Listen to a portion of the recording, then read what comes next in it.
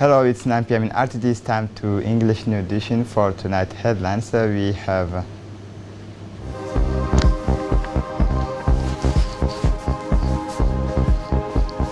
the head of state participate in an extraordinary summit on free trade of the African Union. The Minister of Women and Family takes part in a community action. For the international scene, the time trials less than 1 month before the due date of post-Brexit. Welcome to our newsroom. The President of the Republic takes part in the 13th AU Extraordinary Summit of Head of State and Government on the entries into forces of the FTAAF. The President of the Republic, His Excellency Ismail Omar Guelleh, today took part in the 13th Extraordinary Summit of the Assembly of Head of State and Government of the African Union, with in terms on the agenda that of the re-entries into forces of the African Continental Free Trade Area. This extraordinary summit, held by video conference under the chairmanship of the South African President Cyril Ramaphosa, current chairman of the African Union, allowed the head of state and government of the African Union to consider the launch of trade within the framework of the FTAAF from January 2021. These virtual meetings review with the progress made toward the effective commencement of trade. It should be recalled that the creation of the African Continental Free Trade Area is an opportunity for all the states, that it promotes the development of values and supply chain through market expansion. The head of state, Ismail Omar Guelleh, has delivered an important speech where he recalled that the creation of the African Continental Free Trade Area is an opportunity for all states. Listen for more detail. Excellences, Monsieur Cyril Ramaphosa, président de la République de l'Afrique du Sud et président en exercice de l'Union africaine, Excellences, Mesdames et Messieurs les chefs d'État et de gouvernement, Excellences, Monsieur le Président de la Commission de l'Union africaine, Mesdames et Messieurs. It is with real pleasure and deep sense of satisfaction that I take part in this important annual conference. Allow me to congratulate the AU Commission and all the stakeholders who have contributed to the progress made in the implementation of the Continental African Free Trade Area. Despite the difficult context of COVID-19 pandemic, Africa, like other continents, has suffered the effect of COVID pandemic, which demonstrate once again the need to strengthen our economies, most of which have a low resilience capacity, and we are called upon to give priority to intra-African trade and thus reduce external dependence. Excellencies, Africa has dreamed of bringing our people closer together in order to strengthen African unity, promote peace and stability for the development and socio-economic progress of the continent, a dream that came true on 25 May in 1963, the date of signing of the Constitutive Act of Organization of African Union, which later became the African Union. This has made it possible to instill faith in our continent, but above all, to measure the extent of our potential and capacity. From the foundations for market-based integration were established through the constitution of regional economic blocs.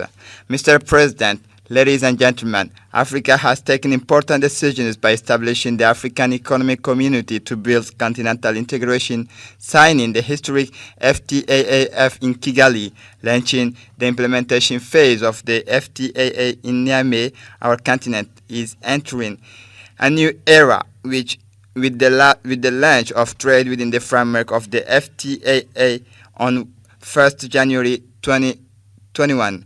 Our private sectors must take advantage of these market opportunities and contribute to the creation of added value for our economies and the well-being of our population. However, continental integration requires heavy investment in infrastructure, but also, above all, soft investment or harmonization of the taxes enforced with a view to removing obstacles to facilitate trade. Mr. President, ladies and gentlemen, There is a need for the private sector to become more involved in the context of FTAAF market. In this dynamic, the Republic of Djibouti organized a national forum for the private sectors on FTAAF, which brought together all the national stakeholders, the Pan-African Chamber of Commerce, and the African Union in order to create business opportunity within the framework of FTAA. The Djibouti Chamber of Commerce organizes an annual international trade fair that provides an opportunity to discover the potential of regional trade. Listen once again to the Head of State Ismail Omar Guelleh for the second part of his speech. Président, il est nécessaire que le secteur privé s'implique davantage dans la conquête des marchés de la ZLECAf. Dans cette dynamique, la République de Djibouti a organisé un forum national pour le secteur privé sur la ZLECAf.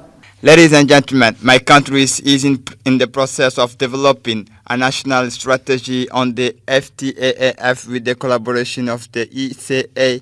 A validation workshop is under discussion with our ECA partner to have a national strategy on the FTAAF with a view to accelerating the implementation to facilitate coordination and monitoring. There is a national interministerial committee comprising national stakeholders that meets on issue of the FTAAF negotiations. Djibouti's development policy for the next 5 years now as a Djibouti has already identified the regional integration, including the FTAAF, among its priority. Mr. President, ladies and gentlemen, in order to translate the FTAAF commitments, important but not exhaustive preparatory activity have been carried out. Advanced national consultation with relevant stakeholders on the tariff concession list and roadmap was agreed. The transmission of Djibouti 2014-2018 import data to the AU and its technical partners, the establishment of sectoral focal points on trade in services at the national level, the collection of legal texts to carry out the work of regulatory inventory and sectoral analysis on trade in services, and other preparatory activity are underway to domesticate the commitment of the FTAAF. Mr. Chairman, ladies and gentlemen, the Republic of Djibouti, as a signatory and having ratified the FTAAF, supports the launch of trade within the framework of the FTAAF. Mr. President, ladies and gentlemen, I could not end my speech without having a special thought for our fellow citizens who risk their lives every day in search of a better life in distant land. This sad reality, instead of being perceived as an admission of failure, should enable us to draw on all the will and resources necessary to strengthen our cohesion in collective action for the common good, the development of our region. Ladies and gentlemen, it is in our hands because we have the will and the necessary human and natural resources. Thank you for your kind attention. The Minister of Foreign Affairs and International Cooperation, Mahmoud Ali Yusuf, said in an interview that the 13th session of the African Union Summit was held under the chairmanship of South African President Cyril Ramaphosa, and the President of the Republic took part in this video conference and delivered a speech on state of progress and preparations that the Republic of Djibouti has put in place to launch the African Free Trade Treaty. As you know, our countries has signed and ratified this convention and deposit the instrument of ratifications with the African Union FTAA in February 2019. Since then, a number of activities have been undertaken in Djibouti, including efforts with the private sector and Pan-African chambers. There are also discussions through workshop committee held under the leadership of the Ministry of Trade. The Minister of Energy and Natural Resources, His Excellency Yunus Ali Geddi, accompanied by the Ambassador of the European Union, Mr. Aidan O'Hara, the Secretary General of the Minister Mohammed Kile, and the Director of the ADME, Ms. Saida Umar Abdullahi, visit the construction work of the bioclimatic building site located in Duda. Funded by the European Union, the building is designed and constructed by the climate, with the climate and the immediate environment in mind, in order to reduce energy requirements for heating, cooling, and lighting. First, in Djibouti, the design of bioclimatic buildings is based in particular on the choice of appropriate materials, the use of air circulation techniques, the use of solar radiations or geothermal energy. The Minister of Women and Family, accompanied by a large number of elected members of parliament and senior officials from the public-private sectors, participated yesterday in a day of community actions organized by the association's lead in partnership with the WEA executive in the villages of WEA, located 8 kilometers from Sagalu on the road. On arrival, the delegation was warmly welcomed by the new Deputy Prefect Abdul Qadir Ali Udum, and the local populations were strongly mobilized from all the neighboring localities of WEA, known Aramali, Daba, Hawiya, Hararte, Masgil, Ledaba. They aim to support and sustain rural women and vulnerable people through the improvement of livelihoods, provision and endowment of school materials, promotions of social activity. The day was an opportunity for the Minister of Women's Affairs, Women and Family, Mumina Ahmed Hassan, to hand over sewing equipment, handicraft, and the promotions of social activities to strengthen of the community mutual society, the launch of the literacy program for women. The Minister for Women and Family, Mumina Ahmed Hassan, thanked the people of WEA for the warm welcome on behalf of the strong delegation composed of the parliamentary executives of elected representatives and senior public and private officials. The merit of organizations of this day is due to Abdul Qadir Udum, who sensitized my department to support the women of WEA and the people in this locality. Mr. Adu made a great player to us on the social difficulties in this locality of WEA and its surroundings, and our displacement comes as a result of this player. The minister stressed that programs will be implemented with the sewing and training, with the provisions of sewing machines coupled with the trainings in sewing and handicraft. Concerning the social grievance raised in the file of waters and health, the minister took note and promised to follow up on the grievance already transmitted to the Regional Council of Tajura following heavy rains. She asked the population to show solidarity and pray for the improvement of the conditions, which will be effective with the will of the good. And she also specified that the regional and national authorities are not physically present. There are aware on the situation in WEA and in all the region.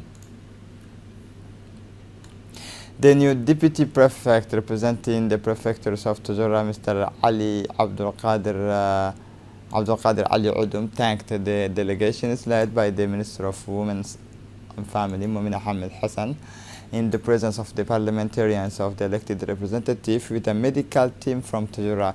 The day made it possible to give women and people of food and health donations and health services for women and men, especially ophthalmologists and vaccination program to strengthen and support WEA women will be launched to the Ministry of Women's and Family. This is a good opportunity for the creations and of income generating activities for families. Finally, the Deputy Prefect requested that the displacement be made permanent in order to be listened to, in order to bring quick solutions to vulnerable families. The population of WIA sectors in the region strongly participate in the community day organized by the Lead Djibouti Association and with the support of the WIA Tajura region. Ms. Fatuma Abdallah, female leaders of the localities, thanked the Minister of Women and the main organizers of the day, Mr. Abdul Qadir Udum. She was pleased with the 7 project to strengthen the craft industries and the establishment of a mutual insurance company as in other localities. For his part, Mr. Adan Baroita, a native of WIA, stressed that the entire population of different parts of the countries is satisfied with the visit of the delegation, which handed over food and equipment. Within the framework of the implementation of the project activities of international assistance request to the UNESCO World Heritage Fund, the Ministry of Muslim Affairs and Culture's Waqf Property organized on Tuesday, December at the People's Palace a workshop for the revisions of the tentative list in view of the preparation of the first nomination file of Djibouti in partnership with UNESCO, the Ministry of Environment, the Ministry of Agriculture, several national structures in charge of natural and cultural heritage management, researches, and civil society, as well as local elected officials participate and enrich the debate. During this workshop, this event was chaired by the Director of Culture, Duali Hassan Ahmed, and co-facilitated by 2 national experts. The overall objectives of this workshop was to analyze the potential of the site on the tentative list is to evaluate and propose a site for possible inscriptions while taking into account all the selection criteria established by UNESCO in this period of COVID-19 pandemic. The international experts followed this workshop by video conference despite the time difference. Despite having ratified the conventions in 2007, no property in Djibouti has so far been inscribed on the World Heritage List. Our country has benefited from a first international assistance in 2012 for the establishment of its tentative list. Following 5 missions and a validation workshop, the tentative list of the Republic of Djibouti was submitted to the World Heritage Center in 2015, comprising 3 cultural sites, 1 mixed site, and 6 natural sites. This important meeting took place in 2 phases. The first phase involved with presentations of the site on the tentative list. The second phase involved with the reactions of the 2 international experts and the participants. In collaboration with the Saudi Embassy in Djibouti, the Charity Association for the Holy Quran in Djibouti has launched the 3rd sessions of the Holy Quran memorization contest. The launching ceremony of this competition, which brings together more than 100 candidates from Djibouti city and some regions of the interior, was held this morning at the headquarters of the High Islamic Council in the presence of the president of the association, Sheikh Usley Kir Said Jamal, the chairman of the High Committee of Fatwa, Sheikh Abdurrahman Shamsuddin, Sheikh Abdurrahman, and the head of the Jury Committee, Sheikh Mahmoud Ahmed Obsiye. The participant will compete at the 3 levels of the contest represented by the memorizations of entire Holy Quran, 20 parts in addition to 10 parts. According to the organizer, this initiative is part of the annual activity carried out by the Associations of Charity for the Holy Quran in Djibouti to encourage young people to memorize the Book of Almighty God. The speakers commended the efforts of the Charity Association for the Holy Quran in Djibouti, highlighting at the same time the support of Saudi Arabia for charitable activity in Djibouti. For his part, the president of Charity Association for Holy Quran in Djibouti delivered a speech at the opening of ceremony of the competitions, in which he reviewed the objectives of the association as well as the most important activities program it has undertaken since its establishment in 2018. Mr. Uslay Girre, known as Sheikh Jamal, praised the tireless effort of the President of the Republic, Ismail Omar Guelleh, and the Minister of Muslims Affairs, Culture and Waqf, Mumin Hassan Barre, to serve the Holy Quran, to promote centers of memorization of the Holy Quran throughout the country. The President of the Association's Charity for the Holy Quran in Djibouti took this opportunity to express his thanks and gratitude to the embassies of the custodians of the two holy mosques in Djibouti for its support to these sessions of the contest that the association has been organizing every year since 2018. Once again, still in the context of fight against smuggling, in all its form and actings across checked intelligence, several judicial units of the Gendarmerie Djibouti Company and that of the centers reinforced by their group Mobile Gendarmerie carried out a punch-up operation in the suburb of municipality of Balbala, particularly in Hol Square sector. In order to do this during the night of 2 December 2020 and at 7 hours, the gendarmes exploited information according to which deposits of smuggled cigarettes were found in a mobile garage not far from Hol Square. Immediately, gendarmes went to the scenes and carried out a thorough search. And during this professional conducted operation, contraband cigarette of Benson Edges Royals cardboard boxes in two premises made of sheet metal. Initially, the investigator found 13 boxes of Royal brand cigarette stored in a small room. Continuing their investigation, the gendarmes again seized another 24 boxes of Benson Edges brand cigarette in the second premises. The market values of this smuggled product is estimated at 4 million Djibouti francs. As part of fight against smuggling in Dikhil, the national police composed of the UPF police forces contingent dispatched to reinforce the Dikhil police detachment in collaboration with the Dikhil custom intercept a large consignment of smuggled cat and illicit product on 2-3 December 2020. The seizure consists of 200 kilo of cat from Gaddafi. On the same day, around 13 illegal migrants were arrested. The cat seized by the national police in collaboration with customs was destroyed by fires.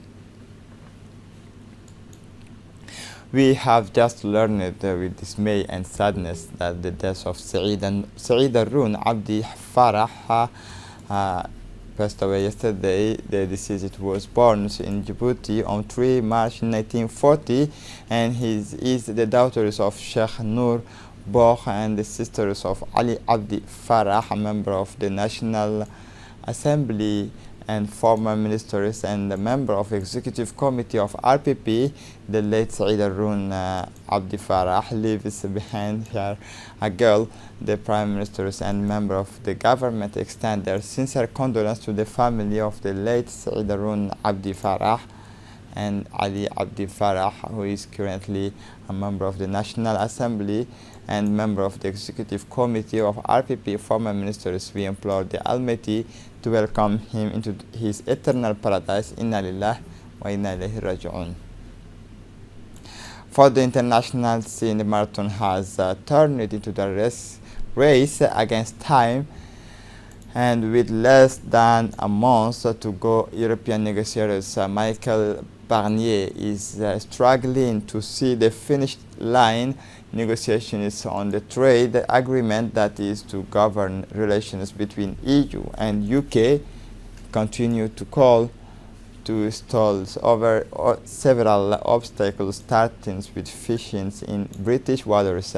I still hope that we can have an agreement, but I also want to say that our fishermen, our producers, the citizens who are listening to us, that we will not accept an agreement on bad terms, assured Clement Beaune, the French Secretary of State for European Affairs. The success of European fishermen, and particularly French fishermen, to the fish waters of the United Kingdom is one of the major issues at stake in this bargaining. France in increasing the pressures by saying it is ready for a veto, but the British say they are defending their sovereignty. This is it for the news. Thanks for watching us. Have a good evening.